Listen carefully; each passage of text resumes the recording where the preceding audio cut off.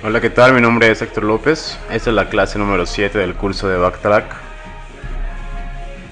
El disclaimer: la presentación es con fines didácticos y de aprendizaje. No nos hacemos responsables del mal uso que le puedan dar a la información expuesta.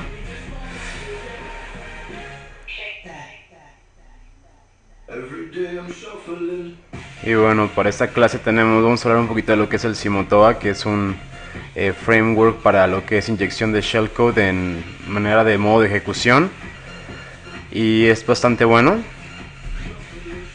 Y bueno, vamos a hablar de malware en general, cómo se clasifica y cómo está compuesto. De los troyanos, que básicamente son programas que hacen pasar por programas legítimos de nuestro sistema con el fin de infectarlo y pues provocarnos alguna clase de daños. Vamos a hablar de lo que viene siendo una shell bind y reverse, que son básicamente las dos formas en las que se puede establecer conexión a un servidor. La primera es la más básica, consiste en abrir un puerto en el lado de la víctima, pero es muy ruidoso, ya que si tiene, por ejemplo, firewalls o algo así, no vamos a poder salir hacia el exterior. Y la de reverse, que consiste en nosotros abrir un puerto local y hacer que la máquina del atacante se conecte hacia nosotros. Entonces, de esta manera evitamos todo lo que viene siendo problemas con los firewalls y la restricción de los puertos hacia dentro y hacia afuera, porque aquí no estamos utilizando nada de esto para poder evadir la restricción. Vamos a hablar de lo que son los procesos y la memoria dentro de las cuestiones de los backdoors, ya que generalmente cuando está corriendo un backdoor, lo que hace, por ejemplo el Simotoa, es que le especificamos un process ID, y dentro de ese process ID va a inyectar el shellcode que le queremos poner. Hay shellcodes como la mayoría de lo que hacen es ejecutar algo así como un bash, o pueden ejecutar cualquier otro tipo de intérprete, dependamos de que le pongamos. Pero algo muy interesante es que podemos ver aquí los procesos y podemos ver la memoria. Es una parte esencial en casi cualquier parte de forensicos cuando queremos detectar si realmente tenemos un backdoor o no corriendo en el sistema. Y bueno, por último vamos a hacer el demo del rootkit, el Simotoa, sobre nuestra distribución preferida, Backtrack 5.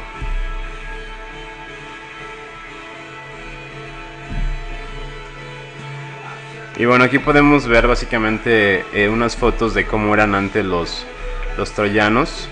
Sobre todo el que fue muy famoso fue el NetBus, porque hace tiempo pues las conexiones eran por dial-up y este se hizo muy común.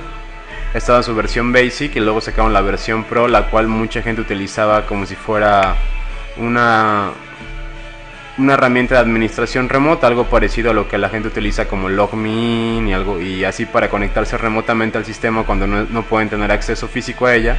El NetBus era uno de los primeros troyanos que permitía hacer esto pues de manera gratuita y además con funciones más curiosas, ¿no? De hecho, podías abrirle el CD-ROOM a las personas, podías congelarles la pantalla, volteárselas de cabeza, podías entrar al registro, podías checar sus listas de procesos, y no sé, si estaban navegando en internet nomás les borrabas esa ventana.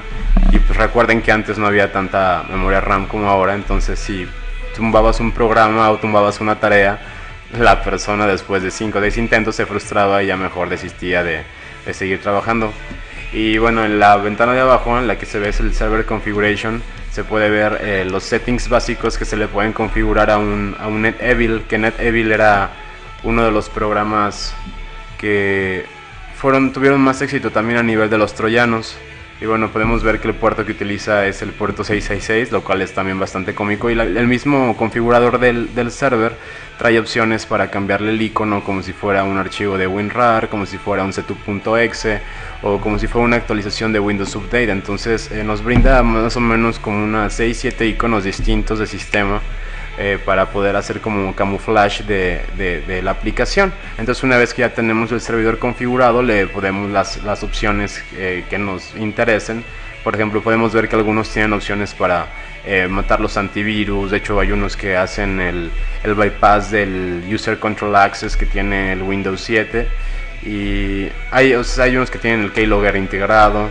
Entonces, bueno, pues, si se fijan, la tendencia de los troyanos complejos ya venía desde antes, o sea, desde el tiempo del dial-up, que se volvió muy famoso, que cualquiera tuviera su conexión marcando un número telefónico, aunque se utilizara el uso de la línea telefónica, ya era posible utilizar este tipo de herramientas de administración remota y obviamente pues en aquel entonces por los anchos de banda y todo eso el VNC no era tan utilizado como ahora. Ahora nos conectamos por VNC a cualquier servidor y le podemos poner un setup de la resolución completa de nuestra pantalla y no sentimos mucho lag, que lag es como retraso de paquetes. Y bueno, siguiendo con el curso, también podemos ver que tenemos lo que viene siendo keyloggers por hardware, que estos no son muy utilizados porque son más costosos y la gente generalmente no quiere invertir. Entonces estos hardwares lo que hacen es que se colocan antes en este caso ahí podemos ver uno de modo PC2, entonces se conecta como si entrara al módulo, como si fuera simplemente un modulito, como una extensión del cable PS2 que tienen los teclados normales. Hay otros también que son por USB y bueno, hay mucha variedad ahorita ya como de hardware malicioso que sirve precisamente para eso, para poder tener como acceso a lugares que pues más bien de una manera muy básica y sin hacer mucho ruido a nivel software a veces podemos simplemente conectar, y si están los plugs descubiertos, que en muchos sistemas no lo deshabilitan. Como política de seguridad en muchas empresas lo que hacen es precisamente esto, hacer una política de que no se permita el uso de dispositivos USB externos a la organización, a menos que estén verificados, con el fin de que pues, la gente a veces no se robe código, porque estuvo muy de moda en Estados Unidos que los robos de propiedad intelectual se hacía en los mismos iPods de los usuarios, cuando ahí agarraban y se ponían 5 o 6 gigas de todo el código fuente a la empresa y lo sacaban como si fuera una canción, ¿no? Entonces todo este tipo de cosas ya ha estado desde hace mucho tiempo y el hardware ha sido una manera en la cual se fuga la información de una manera muy rápida. Y bueno, siguiendo un poco, pues también tenemos que Google ha aparecido, ¿no? Ahora esto de qué beneficia o en qué no beneficia, hay unas técnicas que se le conoce como Google Hacking, que básicamente es utilizar los motores de internet para poder buscar sintaxis que perjudiquen o nos ayuden a buscar cosas específicas en el software. Entonces está muy de moda los famosos Google Doors, que básicamente tú le pones comandos como por ejemplo in URL, o le puedes poner in title, o le puedes poner así varias como tags para que tú las pongas en los campos de búsqueda de Google y te busque cosas muy específicas. Por ejemplo, podríamos mediante una sintaxis buscar todos los PDFs de los sitios de gobiernos de México, por ejemplo, o podríamos en otra sintaxis buscar todos los archivos de Excel de cierto estado de la República. Entonces eso es muy fácil de hacer porque pues Google básicamente indexa todo, y a menos de que tú crees un archivo que se llama robots.txt en el cual tú le estás diciendo a los servidores de Google y a todos los spiders de cualquier servidor como Altavista, Yahoo, etcétera, que no busquen en tus carpetas privadas, porque si no lo que va a pasar es que todo tu código y todo lo que está ahí se va a indexar en internet. Entonces cuando alguien busque por porciones específicas dentro de tus dominios y de tus sitios, va a poder encontrar cosas. Entonces es muy común que la gente tenga Content Manager Systems o que tenga softwares que se repiten de sitio en sitio. Entonces cuando se encuentra un bug, pues tú utilizas un Google Dork para buscarlo con Google y pues atacas y encuentras todo y puedes penetrar muchas cosas.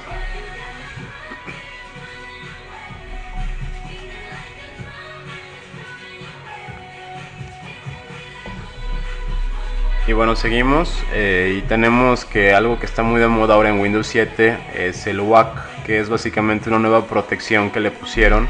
Microsoft se ha interesado mucho en la seguridad de los usuarios últimamente, desde que empezaron las academias latinoamericanas de seguridad informática y todo ese tipo de shows. Y ahora lo que han logrado es que ya salieron como cosas embebidas, ¿no? Ya tienen su propia herramienta de detección de malware, que es gratuita. y también el Windows Defender y el firewall integrado, y bueno, ya le han ido integrando cosas por default, lo cual es bueno porque en las versiones anteriores todo era independiente, ¿no? O sea, si querías un firewall tenías que contratarlo a un tercero como McAfee, Symantec, y ahora ya Microsoft cada vez pone más cosas, pero bueno, a final de cuentas las protecciones de Microsoft apestan y siempre se pueden romper, y bueno, en este es el caso, ¿no? Y otra cosa que vemos muy a menudo es la cuestión de los transportes, de cómo se transporta ahora nuestro software. Y pues mucha gente utiliza el de facto, el Office y archivos de pues hojas de documentos, lo que vienen siendo archivos de PowerPoint, Excel, Office Note, Access, todo ese tipo de archivos. Y bueno, para todo ese tipo de programas a veces hay exploits dedicados. Entonces a veces tú no importa qué sistema host tengas, o sea, no importa que uses Linux, Windows, Mac, porque a veces, o sea, aunque tú tengas una cierta versión de plataforma de hardware o de software, utilizas programas en común que se utilizan a lo largo de múltiples dispositivos. Por ejemplo, cuando salió una vulnerabilidad hace tiempo en lo que viene siendo Adobe Flash, y como se podrán imaginar, pues afecta obviamente a todos los browsers, porque todos usan Flash para ver las famosas peliculitas de YouTube y etcétera, ¿no?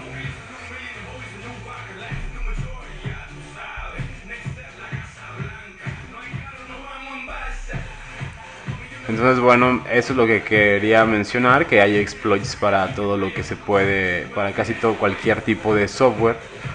Y ahorita les voy a enseñar que pues, es muy fácil encontrar cualquier software como este.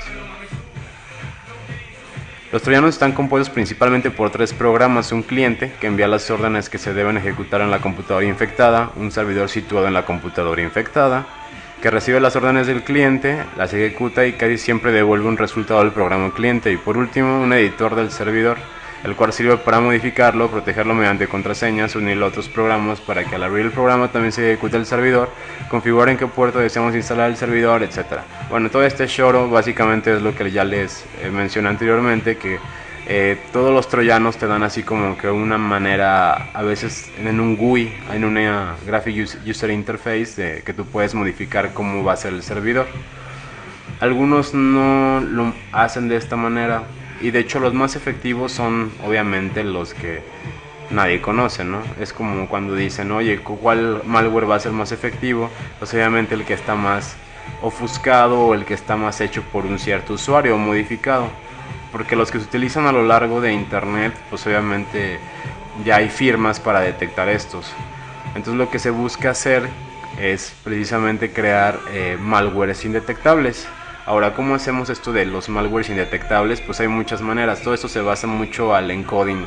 Por ejemplo, el encoding es la manera en la que se guardan los caracteres, la memoria o las instrucciones en un sistema. Llámese lenguaje de programación o segmentos de memoria o lo que ustedes quieran.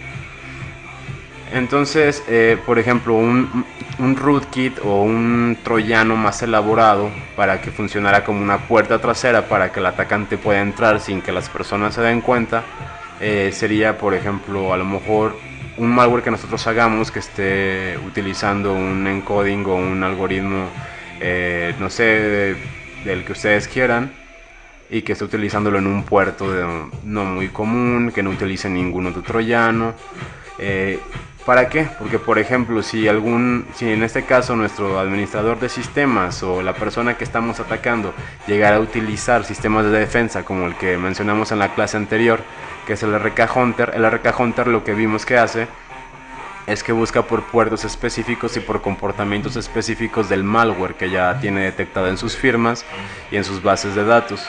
Entonces, por ejemplo, va a intentar buscar todo lo que, ahora sí que, por ejemplo, que el troyano NetEvil, ¿dónde está y en qué puerto está? Y buscar su comportamiento, que el NetBoost, que el Sub7, que el Bugorifies. Y hay un montón de rootkits conocidos y troyanos conocidos. Entonces, lo que buscaríamos nosotros hacer es simplemente migrarnos a un proceso que no se van a dar cuenta. ¿A qué me refiero con esto? Pues supongamos que el Postgres o que ese usuario tiene un servidor web que continuamente está corriendo a lo mejor un Tomcat, un Apache, un MySQL, ciertas cosas. Entonces si nosotros bindeamos nuestro shellcode y lo inyectamos directamente en un proceso de MySQL, el agente o el administrador, aunque sea muy bueno, cuando le ponga el comando top o cuando liste la lista de procesos o utilice su task manager o cualquier cosa que utilice para visualizar los procesos, va a notar que hay otro proceso más de MySQL y eso no le va a sonar pues nada, no le va a sonar como si fuera algo malo, ya que la gente está acostumbrada a ver ciertos procesos correr en ciertos puertos. Entonces lo que buscaríamos hacer con un shellcode, más bien con un malware indetectable, es eso, es inyectarlo en ciertos procesos que pues, la gente esté utilizando comúnmente y que no se dé cuenta. Ahora podemos inyectarlo en dos procesos temporales o procesos ya que se quedan para siempre. Ahorita lo vamos a ver un ejemplo más práctico, así que vamos a brincarnos al slide. Ok.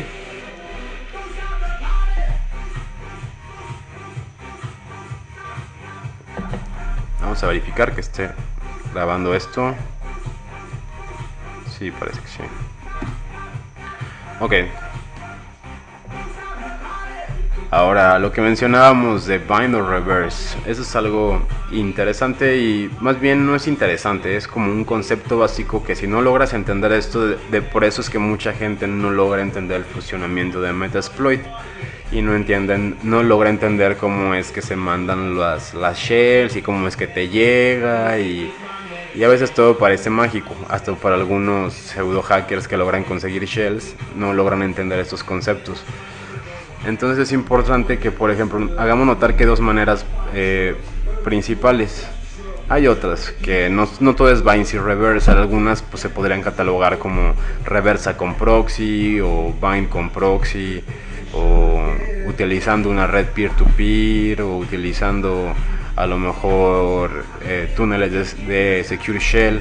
Entonces hay varias maneras de tunelear todo esto y de irlo haciendo cada vez más complejo. Pero para fines básicos y a veces por cuestiones de tiempo no conviene mucho hacer lo que vienen siendo los proxies. Cuando estamos utilizando proxies depende de la cercanía y la latencia que tengamos hacia el proxy, el cómo nos va a funcionar. Entonces supongamos que nos estamos conectando a un proxy de China y que no tiene muy buena latencia y nos da una latencia como de unos 600 milisegundos o más. Cada que lo estemos utilizando para entrar a cierta página puede que no nos funcione. Y más cuando intentemos utilizar y entrar a servicios de Secure Shell, más bien de SSL, utilizando protocolo seguro, pues van a caducar las conexiones y no va a funcionar esto. Entonces, bueno, algo básico es que hay bind y reverse. Bind es cuando se recomienda para cuando podemos hacer ruido en la máquina y que tenemos casi acceso directo al internet, o sea que estamos en la DMZ o que podemos controlar el acceso a los puertos. Si estamos detrás de firewall Cisco, como pasa mucho en organizaciones, o de firewalls Juniper o checkpoints bien configurados, mejor ni intenten el bind porque no les va a funcionar. Tienen que intentar el reverse. Bueno, otra cosa que es muy común en los malwares es que funcionen pues ahora sí que replicándose a sí mismos. Esto es una capacidad básica que se les otorga a los malwares para que sean muy persistentes y que causen mucho daño. Entonces, bueno, aquí le puse un ejemplo con PHP Scripts que se puede traducir básicamente eso al concepto también de una botnet, o se puede construir también, pasar el concepto a lo que viene siendo una bomba fork. Entonces, bueno, algo muy básico que la otra vez hicimos en una intrusión de un sistema es que, por ejemplo, imagínense, si quisiéramos llenar y saturar rápido el disco duro de cualquier servidor, ¿qué es lo que haríamos principalmente? Sería buscar posiblemente, primero hay que buscar en qué carpetas tenemos permisos para leer, escribir y ejecutar y todo eso. Pero una vez que ya encontramos un directorio vulnerable, podríamos intentar copiar archivos grandes y crear respaldos y de manera iterativa hasta que se bloquee y pues explote la capacidad de la computadora. Entonces, si por ejemplo le creamos no sé, 600 procesos que lo que hagan sea ir a cierta carpeta, comprimir todo y guardarlo en un archivo, y que el siguiente proceso lo que haga es de ese mismo respaldo sacarle todavía otra compresión y mandarlo a otro archivo cada que se haga este proceso, para seguir haciendo esto de manera iterativa, no sé, 100 veces o 500 veces. Pues obviamente el primer respaldo, supongamos, va a ser de 1 giga, el segundo va a ser de 1.5, el tercero va a ser de 3 gigas y el cuarto va a ser de 6 gigas, y así va a ser sucesivamente. Entonces, si corremos a lo mejor 100 procesos de esto, lo que va a pasar es que la máquina pues va a tronar. Sobre todo los procesos de compresión y de empaquetado y todo eso generan muchos, más bien requieren muchos recursos del procesador y de memoria. Entonces es posible que podamos lograr causar una denegación de servicio a la computadora. Al no tener ya memoria disponible o disco duro disponible, va a dejar de responder comúnmente a los usuarios como lo hacía normalmente. Otra cosa que es importante mencionar en esto de los backdoors es lo que viene siendo el monitoreo de recursos del sistema. Siempre los administradores tienen que estar monitoreando sus recursos y checando que no les haya cambiado los permisos a ciertos archivos, etcétera.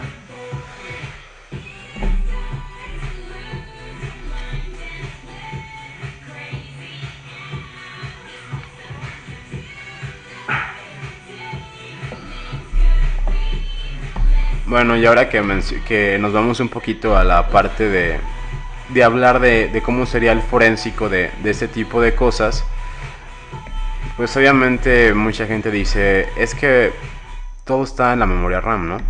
Comúnmente. A ver, necesito poner esto, un segundo, que necesito inspiración.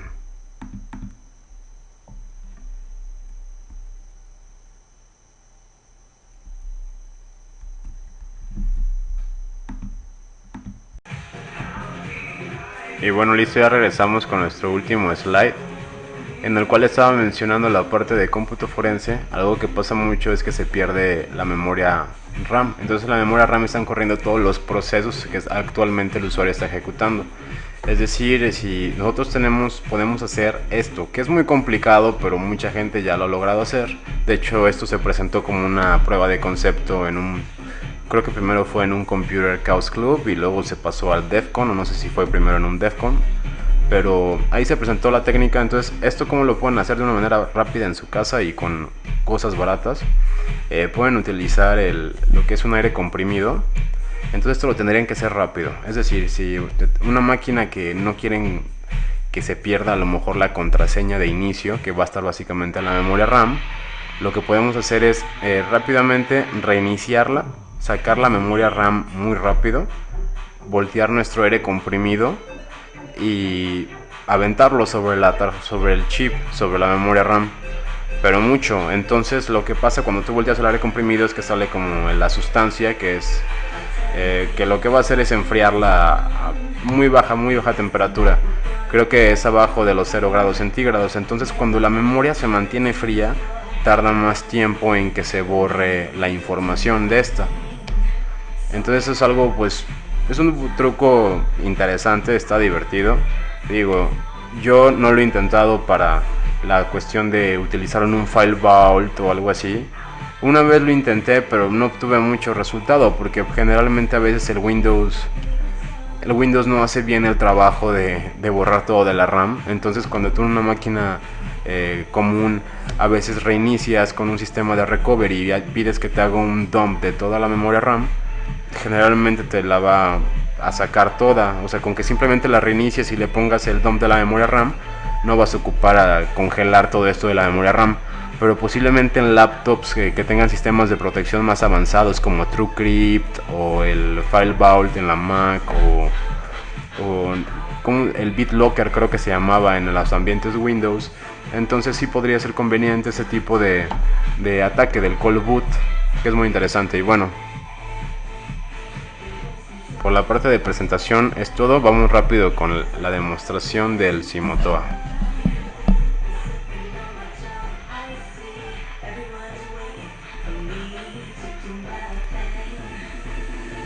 Bueno, ya estamos aquí en nuestro backtrack. Lo que tenemos que hacer es iniciar una terminal. La vamos a abrir, vamos a aumentarle un poco el tamaño para que se vea bien en la pantalla. Y bueno, ya aquí nos vamos al directorio de Pentest, que es donde tenemos todas las aplicaciones de la distribución.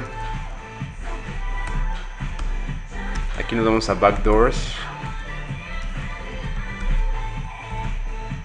Y tenemos algunas opciones. Vamos a abrir la opción de Simotoa. Y bueno, esto es lo que nos muestra el directorio de Simotoa. Son algunos archivos, los vamos a listar de una manera más amplia. Y podemos ver que consta de un ejecutable. El Simotoa tiene ahí su header en su archivo de C, su versión ya compilada, tiene su makefile, su cabecera de los payloads, su cabecera de la personalización y un script que está hecho en Perl. Son básicamente los archivos que contiene el Simotoa. Y bueno, les recomiendo a la gente que ya le quiere echar un clavado más cercano, pues igual los pueden abrir y leer un poco, ¿no? Y se fijan, pues yo lo estuve checando hace tiempo y están muy bien escritos, la verdad, pues, se sacaron un 10.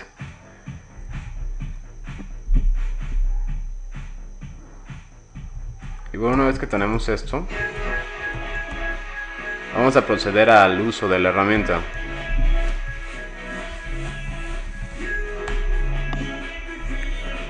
Cuando lo abrimos, esto es lo que nos sale, ¿no? Dice versión alfa, runtime shellcode injection for stealthy backdoors.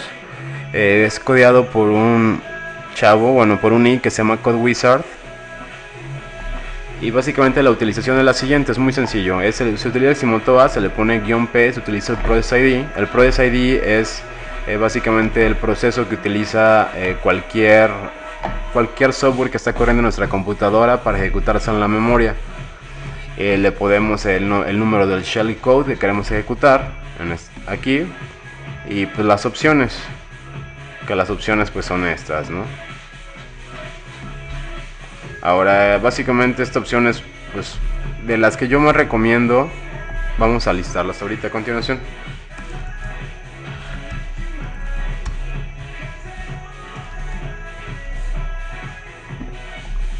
Contiene esas opciones, van del 0 al 10. Las primeras 3 son para bind, la tercera es para connect back, bueno, en este caso la cuarta. Y bueno, tenemos una opción que lo que hace es crearnos un servidor web, lo cual está bastante interesante. Ahorita vamos a hacer una demo de esto. Podemos crear con la opción 8 una fork bomb, y pues eso también es muy interesante. La opción 9 nos permite abrir el CD-ROM haciendo un loop. Y hay que tener en cuenta que el Simotoa lo que hace es hacer el shellcode injection, pero en sistemas Unix based, lo cual es todavía más interesante porque generalmente todos los que vamos a encontrar y todos los backdoors van a ser pues que el NetBoost, que el Backorify, todos los que tienen como interfaz gráfica y que son para Windowseros. Entonces esta es diferente, esta herramienta. Y bueno, ya mencionando cómo podemos inyectar el shellcode en la memoria, vamos a crear otra tableta.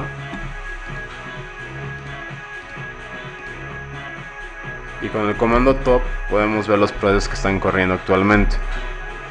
En este caso ahorita vamos a abrir uno nuevo para poder inyectar en ese proceso el shellcode y que sea como más demostrativo. Vamos a abrir algo básico. Cualquier persona tiene en su máquina corriendo el Firefox o el Internet Explorer o el Word o el Excel, algo así. Entonces a este usuario primero le vamos a infectar su Firefox. Entonces va a correr el Firefox. Aquí vemos que ya está corriendo. Automáticamente aquí en el top me aparece ya el Firefox. Aquí está Firefox Bin. Y su process ID es el que está aquí. Aquí dice bit user, está también el porcentaje de CPU de memoria que está utilizando y el comando que está requiriendo para ser utilizado. Entonces, este nos sirve para ver en tiempo real el top y se está actualizando constantemente. Esto es útil para cuando estamos monitoreando cuestiones como el benchmark o que un procesador nos esté tragando más recursos de los que debe de tragar y todo esto. Pero bueno, con el PC-AUX también podemos listar procesos. Y en este caso aquí nos muestra que está el Firefox corriendo.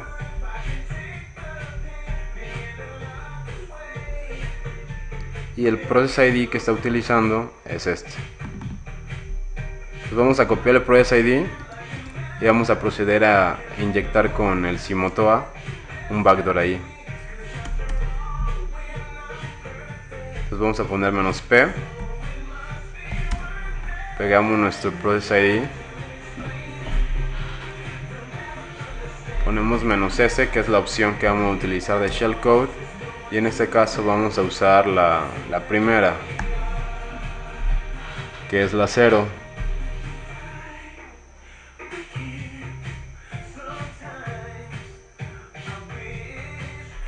Ya lo único que tenemos que utilizar aparte de eso es el puerto, y vamos a ponerle el puerto. Aquí hay dos maneras. Cuando pensamos en un puerto, podemos pensar en los comunes para que sea transparente y que sea fácil de que pues no pase por un detector a lo mejor de malware. Podría ser el 80, el 443, el 21 de FTP, o hacerlo pasar por un telnet o por un servidor de proxy, un squid o algo así. Pero también podemos ponerlo en un puerto simplemente que no esté utilizado. En este caso voy a tratar de utilizar el 777.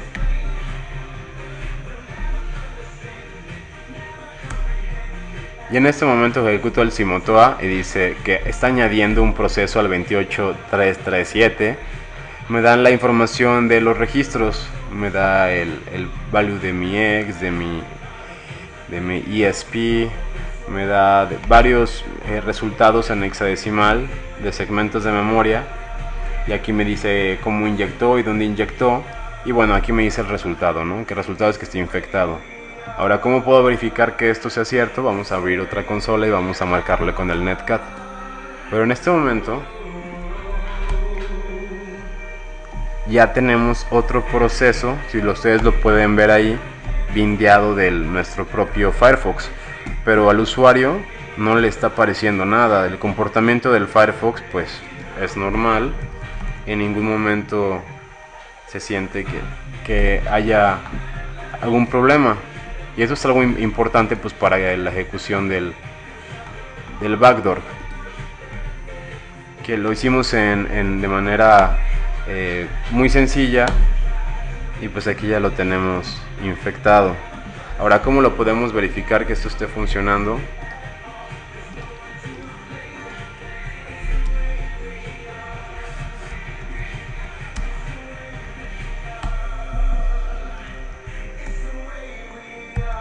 Aquí en este momento ya tengo yo bueno, voy a especificar lo que hice. Le di un netcat a mi dirección local en el puerto 777, como antes especificamos en el Simotoa, que ya fue el que lo infectó. Y aquí le especificamos nosotros el puerto. Si aquí yo lo hubiera puesto 555, hubiera sido ese puerto. Si lo hubiera puesto 80, hubiera sido el puerto 80. Obviamente el puerto 80 no sería precisamente tráfico de HTTP. Entonces, si tenemos un administrador que esté utilizando un analizador de protocolos como el Wireshark o algo así, podría detectar que es una comunicación en plain text con el netcat. Entonces, para eso se recomendaría hacerlo y bindearlo con el CryptCat, que ya lo mencioné en una clase pasada. Pero eso ya lo que haría es solamente, obviamente, elevar la complejidad del ataque y hacerlo mucho más efectivo. Pero de manera básica aquí ya tenemos una terminal. Ya le ponemos whoami, dice que soy root. Podemos bajar al directorio raíz. Podemos listar. Podríamos checar cualquier cosa.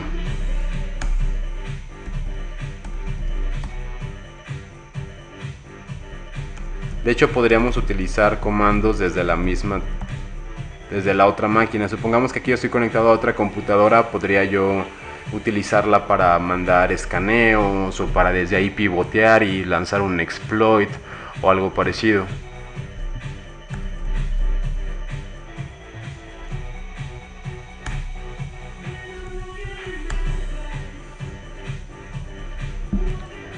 Ok, ahora vamos a utilizar el Simotoa para hacer lo mismo pero con otro proceso.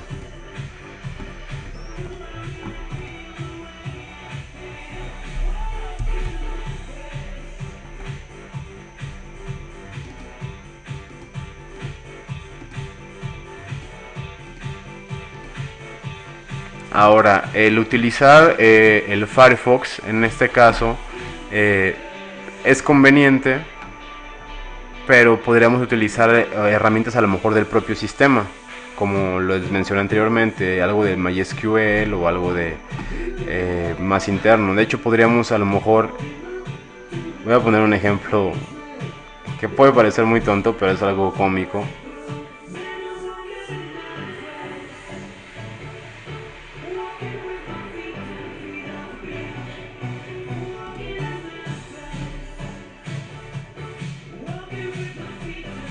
Aquí estamos corriendo el ZenMap. Y obviamente el ZenMap, como cualquier otro proceso, pues nos ocupa un Process ID. Entonces también lo podríamos nosotros bindear al proceso del ZenMap. Aquí le voy a cambiar el puerto para que sea el 886. En este momento me dice que está infectado. Vamos a checar los procesos nuevamente y vemos ahora ya dos procesos de ZenMap, cuando pues visiblemente solo tenemos un proceso de ZenMap corriendo, o sea, no se abrió ninguna otra ventana adicional. Y si yo le marco a esta dirección por netcat,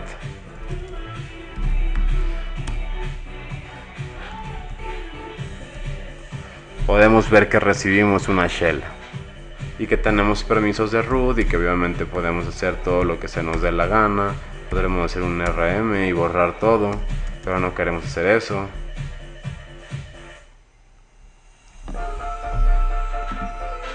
Entonces eso es algo interesante, que hasta las propias herramientas que tenemos nosotros de hackeo podrían ser un proceso que está convertido para afectarnos. Eso se vio y fue algo común, que una vez me tocó ver en un snort, y empezó a pasar en varios snort, que el mismo snort lo infectaban. Entonces el detector de intrusos estaba infectado, y cada que obviamente el administrador siempre se iba a preocupar porque su snort estuviera corriendo. Entonces, si por ejemplo, si por alguna cosa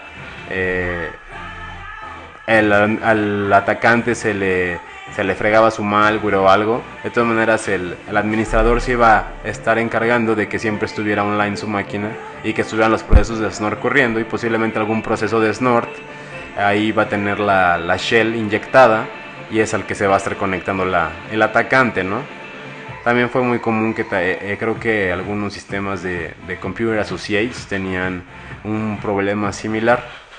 Pero bueno, con esto ya se demuestra que es muy fácil inyectar shellcode en un proceso, el que sea. Vamos a hacer otro demo ahora con... déjenme pensar. Vamos a listar otra vez las opciones y vamos a correr rápido la opción 6. Y lo que va a hacer es crearnos un servidor HTTP.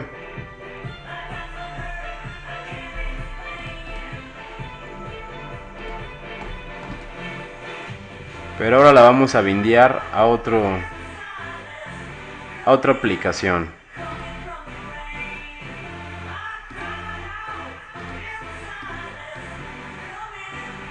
Aquí hay una herramienta que se llama KeepNote. La abrí al azar. Agarro la listo. Aquí me aparece qué Process ID está utilizando, que es el 28555. Lo voy a copiar y lo voy a pasar a inyección. Agarro, pego el número del proceso, lo doy a aceptar y me dice que ya está infectado. Entonces ahora voy a checarme localmente que sí, que se abrió un puerto nuevo.